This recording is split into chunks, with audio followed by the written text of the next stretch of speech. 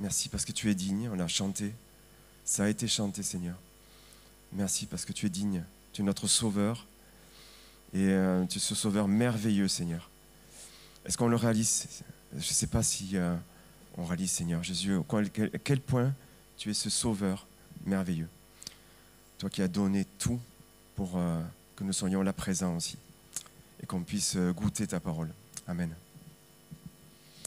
Juste, aujourd'hui, je vais peut-être parler jardin. Je pense qu'il y en a qui aiment les jardins ici. Je sais qu'il y en a qui aiment les jardins. Il y a des jardiniers ici. On a même des paysagistes. Et c'est un des premiers métiers du monde qui a été créé. Et justement, on va traverser un peu le temps. Et en Genèse 2, il est dit que c'est d'abord Dieu qui est le jardinier, qui a planté un jardin sur la terre. Un jardin, quelque chose qui est clos, une protection.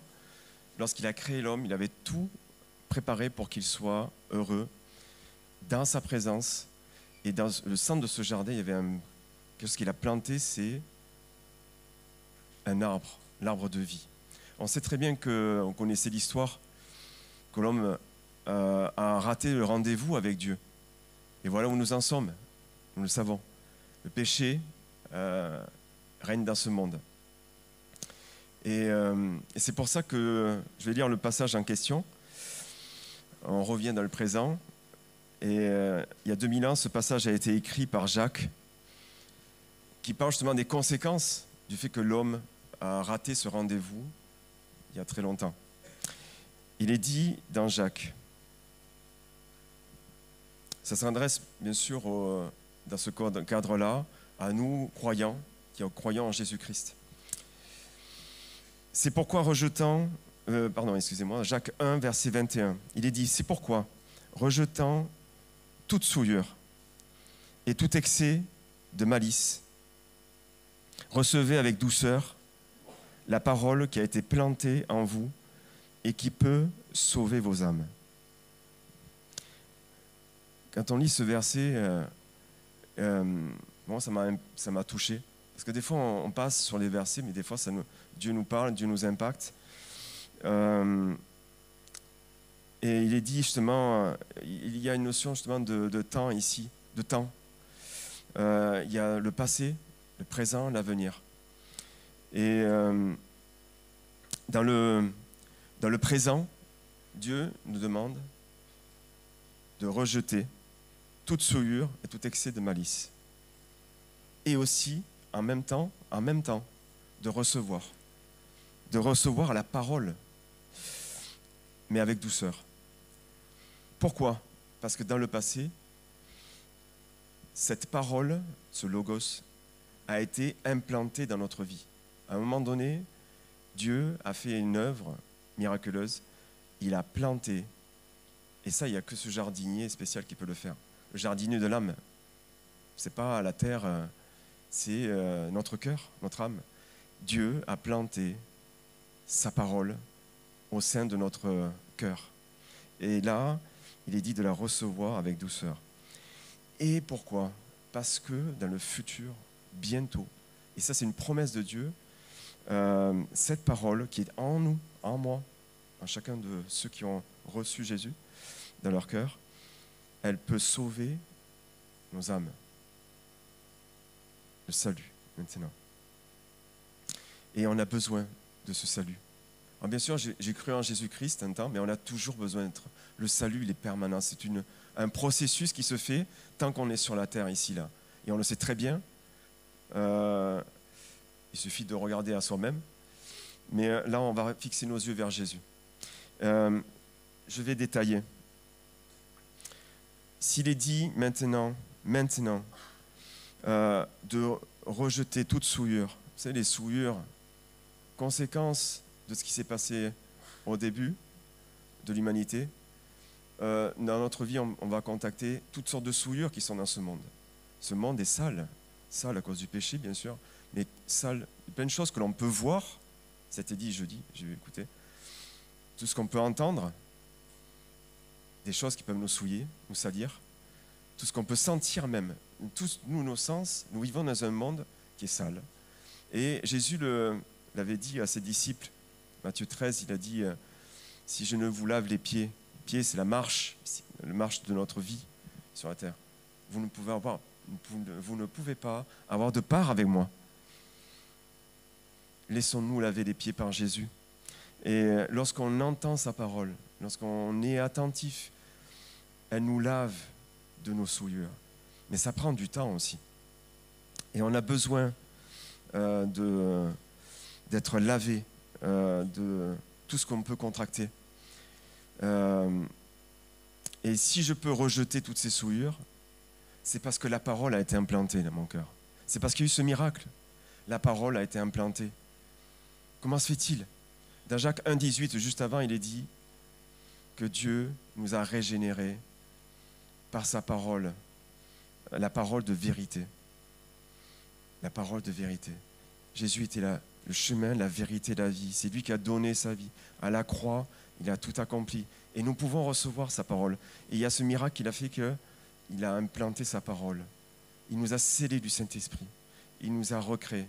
Nous sommes une nouvelle création. Et ça, c'est un mystère. C'est merveilleux, c'est sa création. Dans 1 Pierre 1, 23, je vais lire aussi ce passage.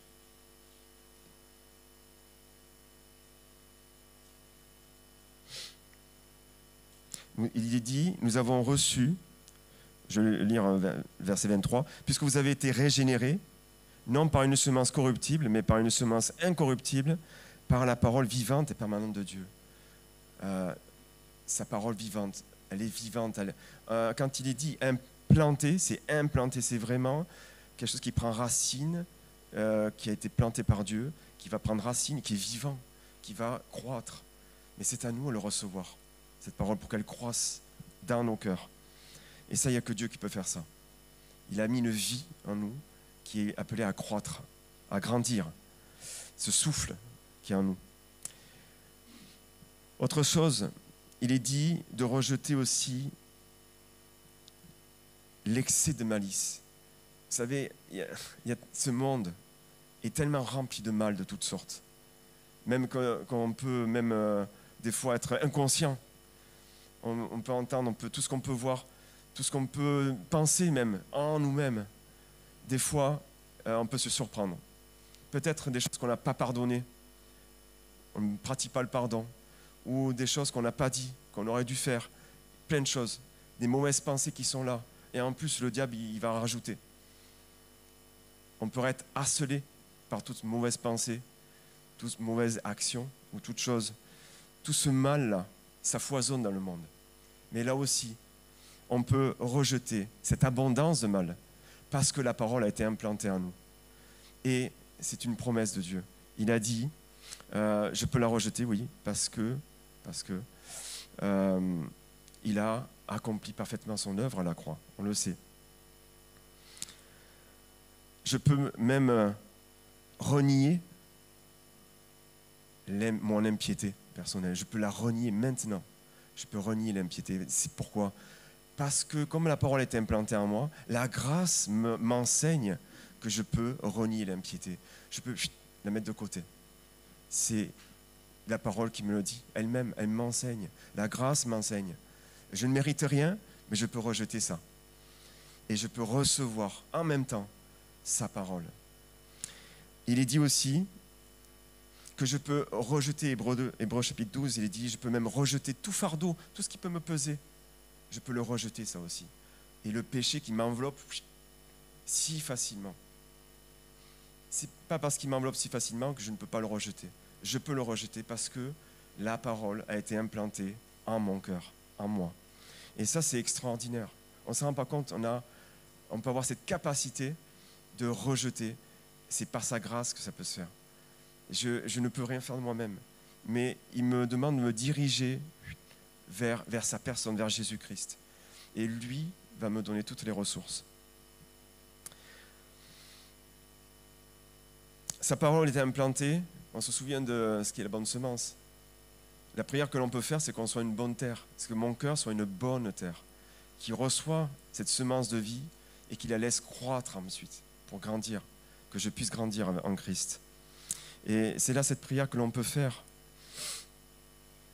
Est-ce que je crois ça? Est-ce que je crois?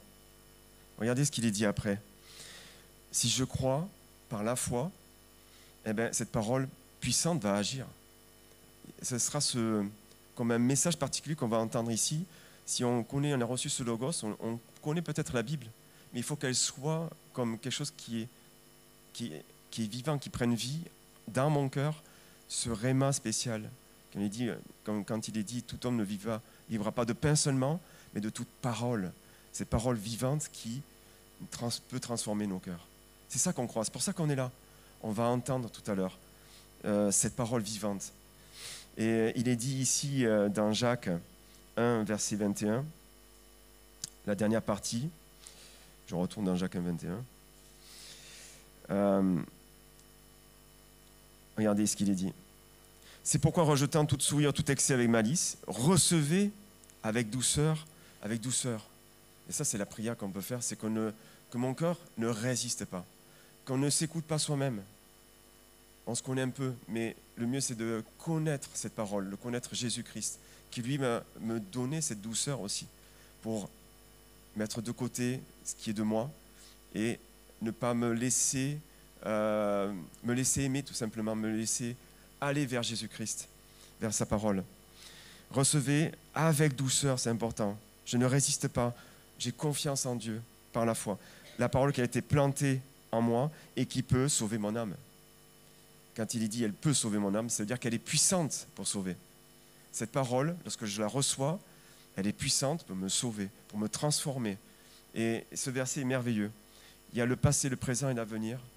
Et c'est un verset d'espérance. Il y a des versets comme ça où toute la parole est dedans, en fait. Et pour moi, ça m'a beaucoup encouragé. Parce que Dieu est capable de me transformer. Est-ce qu'on le croit, ça? Que Dieu est capable. Pourquoi? Parce qu'il a implanté sa parole en moi. Et je suis cette créature merveilleuse que Dieu a fait et qui se prépare pour le ciel. Et bientôt, il n'y aura plus ces résistances que l'on peut avoir.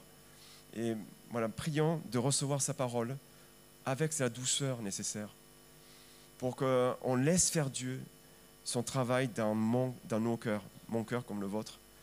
Et on le croit ça. Parce que ce qu'il a promis, il est puissant pour l'accomplir. Il est puissant. C'est la parole de la croix, la parole de la prédication de la croix. C'est elle qui transforme. Et même si les sages peuvent dire, mais ça, c'est pas logique, j'y crois pas, enfin, voilà. On n'écoute pas ça. On n'écoute pas cet rationalisme. On écoute la rationalité de la parole, qui elle est vivante et opérante pour séparer ce qui est de l'âme et de l'esprit. Merci Seigneur, parce que tu nous assistes aussi du Saint-Esprit. Nous sommes un miracle ici, chacun de nous, de ta grâce, de ta parole. Et merci parce que tu transformes nos cœurs petit à petit. On résiste, mais on veut mettre ça de côté, Seigneur. On veut écouter ta parole parce qu'on croit qu'elle est puissante pour renouveler nos âmes par la foi. On croit en toi, Seigneur Jésus. Amen.